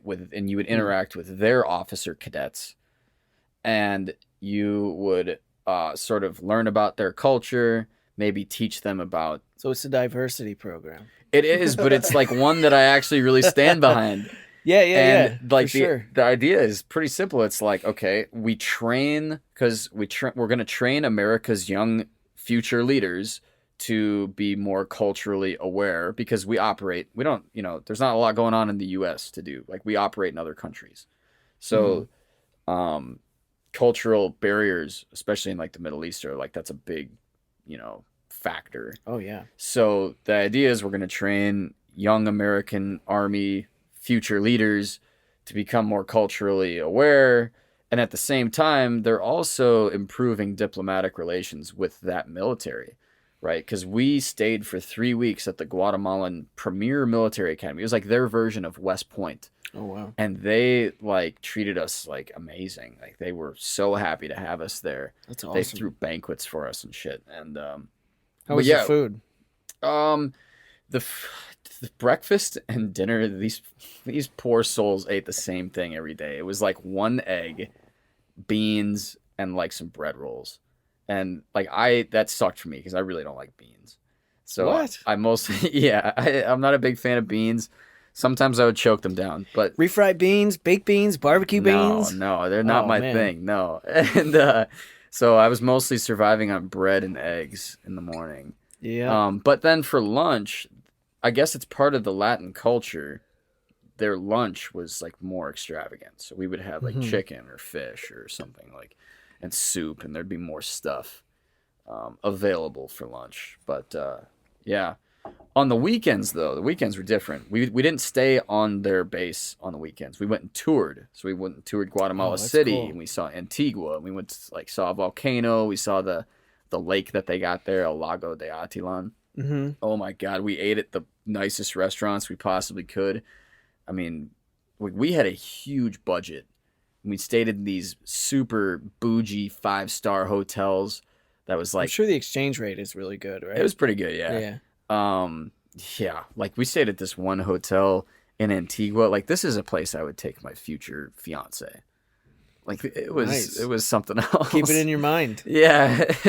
So we would have freaking steak dinners and shrimp and everything. We'd just be like, all right, order. I think every single cadet got $90 a day per diem is the word that they use. Yeah, yeah. Well, a lot of times the breakfast was provided by the hotel. Okay. And then for lunch, we would eat like some sort of sack lunch that they provided us. And so we had $90 per person to blow for a dinner. And so we just went to town. You get a good dinner here for $90. Yeah. So that was legit. That was a very cool trip. But yeah. That's awesome. It's important to travel. I still keep up with some of the Guatemalan guys that I met there. Like, actually recently, some of them hit me up. And they want me to help them practice their English. Okay. Their English is pretty shoddy. Okay. They all are really fascinated with American curse words. They really wanted to know. Yeah, any job that I've words. had, anytime that if I meet someone who's from another country and you're trying to communicate with them, they learn your curse words and you learn theirs. My favorite term of theirs, their swear words vary by country. So like a lot of my friends that are Mexican, I told them some of the words I had learned, and they were like, "Yeah, we don't really say that." But my favorite term that they used was Don Vergas, or Don Vergas, Okay. right? Which they explained to me. The word Don essentially means like sir, or like a Don is like the head of a family, right? Yeah, So like the Italian, right, the Don. it's the same thing. The Don is kind of like the boss or chief. Mm-hmm. Vergas means dick.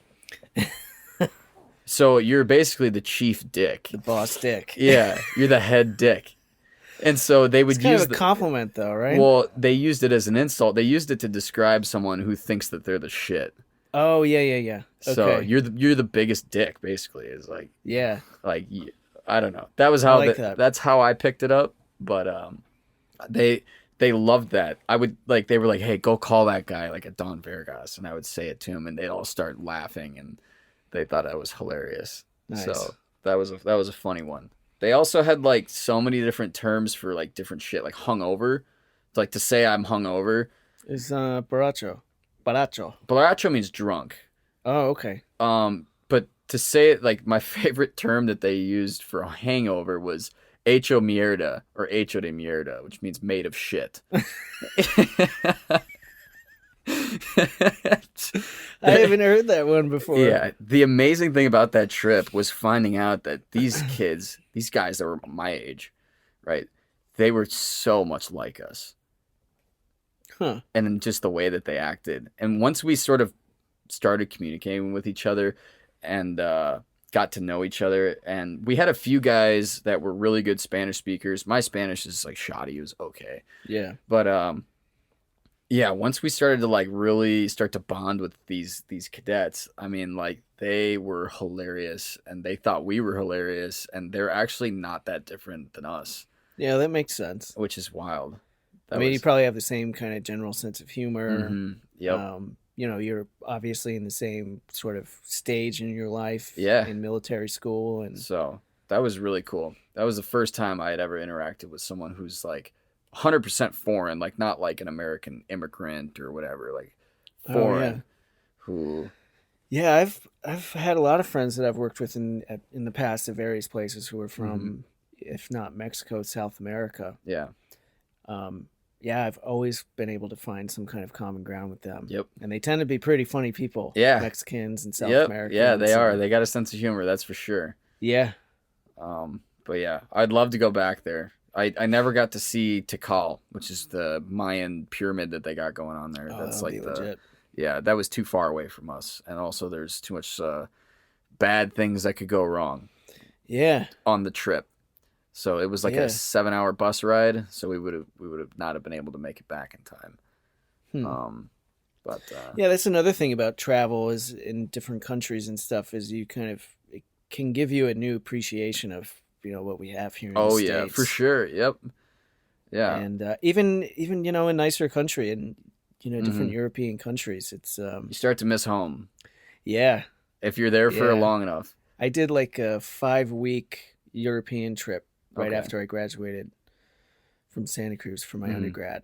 And yeah, a couple different when I first got there I was really homesick, and then towards the end I was really homesick. Okay. I'm like, I just want to go back. I need Yep. to get out of here. I feel that. But- For sure. Yeah. So how long we been going now, Sky?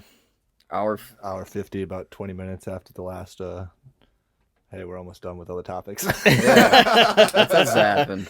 Is there anything else? I What don't else? know. I could probably ask you questions forever, but I won't. I won't keep you any longer. It's all good. It's all But, good. It's good to get out of the house. Yeah. When you're a grad student, and you're focusing on a particular project, and then you have, young kid and shit like that. Mhm. Fuck.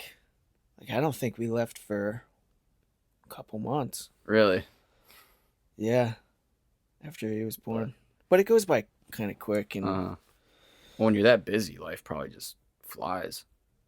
yeah, it does. And I got really sick too right before he was born. Mm-hmm. And had to kind of deal with that.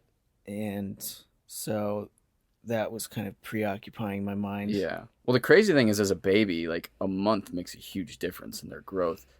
It does, yeah. Like if you could just imagine, like 3 months ago you didn't have a kid. Now you're like, he's starting to figure shit out. And Yeah, my wife and I still think like we can just go out without him. We do it all the time. We're like, oh, we just run to the store real quick, and we catch ourselves like, no, we can't leave him home. We gotta take him with us. You can't just put him in the little. You have one of those. What do they call those?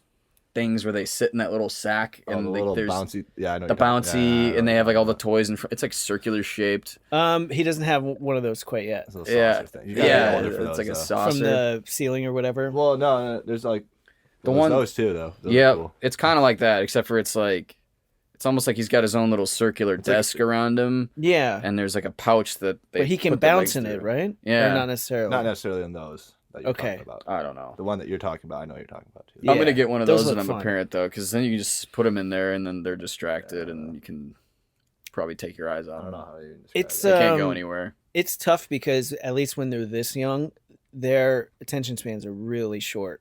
Okay. So it's like, you might get I like that 5 one. minutes. But other than that, if they're not sleeping, you sort of have to constantly be Yeah. doing something with them, Right. which is fun. Mhm. My son smiles all the time. He just started laughing last week. Okay. It's the cutest fucking thing in the world. It's just, I bet. it is. And I was not really, I never thought that I would kind of get married or have kids or anything like that. I sort of waited, or it happened later in life for me, but it's awesome. Highly bet. recommend it. Yeah. Highly recommend it. Would like to have my own someday, but I got a few things I got to do first. so- Yeah. You're not there in your life just No. yet. Gosh, imagine me with a kid, Skyler. Oh God, no. It's been one of the most interesting things about this is, and I had never experienced this before in talking with guys and stuff like that. When talking with guys who have kids, what you don't realize is usually if you're just hanging out, you're talking shit, drinking beer or whatever. The guys who I've talked to about being a parent love being a parent. They love their children. Uh-huh. They love being married, all that kind of stuff. Even when my wife and I were on our honeymoon in Mexico, we went on this tequila tour. Comes And a on the way goddamn back, train. yeah. Fucking thing. I love that sound. Love it. Anyway, continue. And the people found out that we had just gotten married, and so a couple guys brought back. They opened up a bottle of tequila. They were kind of passing it around, and I just was asking them about being married and having kids and stuff like that, and they all just really effusively praising being a father and being a parent. And once you get to that stage in your life, ask other people who have kids and stuff like that. It gives you a different perspective, because Right. usually it's sort of like, at least maybe some people I know, they're sort of like, kids are fucking annoying, and Well, there's a lot of like anti-children sentiment again, like with young people, I think there is, yeah. and I think something happens when you're like, when you get into your late 20s, and you're like, well, shit, if I don't have a family, what the hell am I gonna do with the rest of my life? I know. It's So, just you. Yep. And like I told my wife, I'm like, before we had decided to have a kid, I had been thinking we should have a kid because I love her, and I try and change, and she changes, and we kind of grow or whatever, happy bullshit. Mm-hmm. So it kind of keeps things interesting there. But I'm like, we need to have something that's outside of us that we can work on together. Uh-huh. Because if it's just you and me, we're gonna go crazy. Yeah. And I was kind of saying, look, I can understand why couples who don't have kids don't stay together, because it's like at some point you just go, I've heard everything that you're gonna say. I'm gonna go look at a different pair of tits now. I don't want to do this anymore. And I think that kind of unfortunately is what happens. I'm exaggerating to prove No, the I point, understand your but point. so I think it's kind of a good thing to have just with your wife or your husband, or I don't want to say partner, because I fucking hate when people say my partner. But you ever hear that? Yeah. Guys who call their girlfriends or wives their partner. Yeah. Say your fucking wife or girlfriend. But Significant other. yeah, but it's been cool. Wow. That's my spiel on I'm happy for you. fatherhood. Yeah. Now Well- I get to kind of pollute his life by being a Red Sox fan, and he's gonna get my Irish German genes. Nice. Does he have red hair too? It's auburn, Okay. so it mostly looks brown, but if you see it in the light, it's red. All right. Yeah. Nice. Well, so it's your last semester here then.